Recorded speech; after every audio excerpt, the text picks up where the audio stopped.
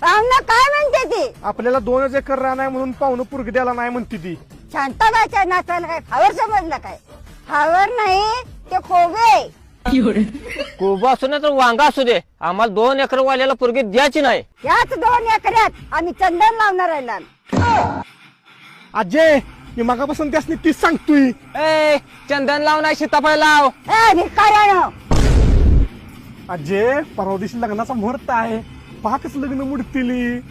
झुकणार नाही म्हातारी त्याच मुहूर्तावर. तुझं लग्न श्रीवल्ली संगच लावणार, ती पण यांच्या समोर लावणार. अजय लगीन माझं म्हशी संग लावतेस काय? गप भाड्या, ती मस्त नव श्रीवल्ली आहे. आयो